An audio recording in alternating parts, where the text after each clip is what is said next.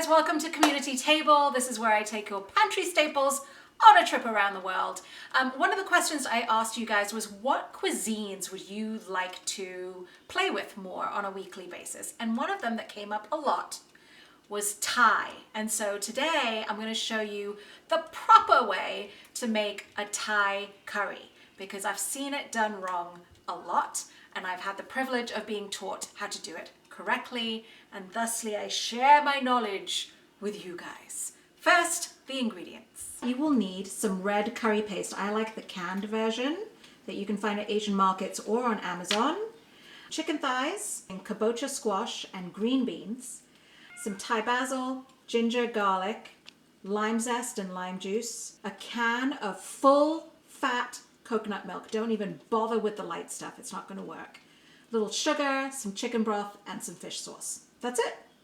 Here's what we've all been doing wrong when we're making Thai curry at home, and that is not frying or sauteing the curry paste. And the way that they do that in Thailand is not just in some vegetable oil, they actually take the fat in your can of coconut milk and fry the curry paste in that fat. I'm going to show you how. Got a nice big skillet over medium-low heat. I've got my can of coconut milk. I put it in the fridge so that it would be easy to scoop the coconut cream right off the top. So I'm going to put that right into the pan. So this is why it's important to not shake your can of coconut milk, because then you'll lose all of this coconut cream. I'm just going to cook this for about 5 minutes until a lot of this moisture has evaporated and it looks like yogurt and it's kind of sizzling around the edges. So if you're looking for the mildest of curries, either get the yellow curry paste or the red curry paste. They're actually on the milder side comparatively. The green one is actually the spiciest. So if you like it spicy, go for the green. Yeah, this girl likes it spicy, but I only can take a little bit of spice. Yeah, that's why we're doing red. Although, you know what? I used to make you green curry when you were little, and you ate it. Wow.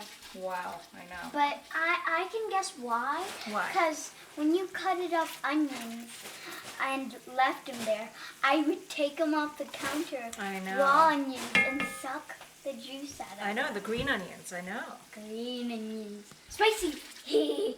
All right. But I don't like them anymore. Okay, so I think this is cracked enough. It's everything it's cracked up to be. Get it? Not at all. See how beautifully cracked that is? Everything's separated, kind of looks like yogurt, ready to go.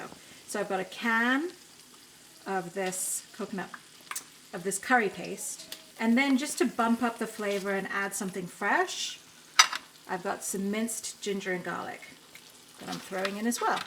And I'm just going to saute and cook this curry paste until it's fragrant and slightly deeper in color. So do you see how the oil is now coming out of the curry paste? That means it's fully cooked and ready to go. Look at all that beautiful oil coming out.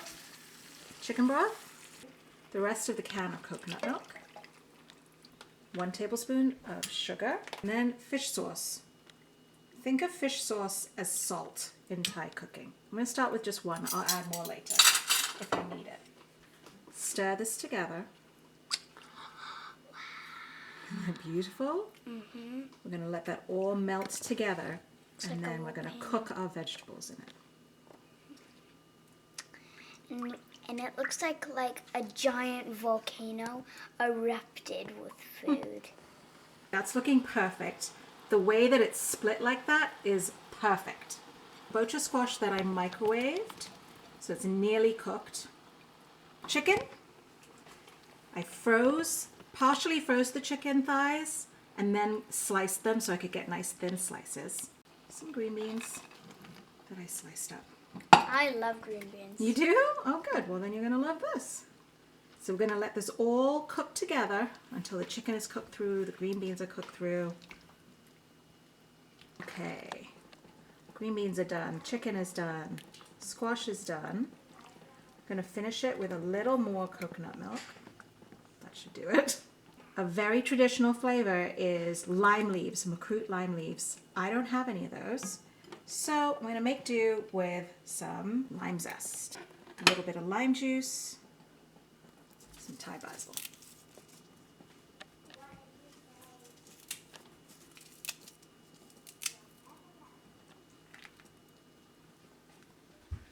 Made a little difference to the top. Okay. You just made me a love note. Can I see? Thank you. Oh my gosh. It's so good. It's so intense. It's spicy. It's creamy. It's sweet. It's so aromatic and floral from the lemongrass and the garlic and the ginger and the curry paste. That lime zest is really coming through. It's just a kapow of flavors. It's so good. It's a little spicy, but you can add some sugar to it, and you can also add more coconut milk. That will also take the heat down. Okay, so there you go, guys. This is the proper way to make a Thai red curry. Make sure you crack your coconut cream and fry your curry paste, and you'll be golden. I hope you enjoy it. Let me know if you make it. Tag me in your photos and leave a comment down below and let me know what you thought of the recipe and what other ideas you need. All right, see you next week.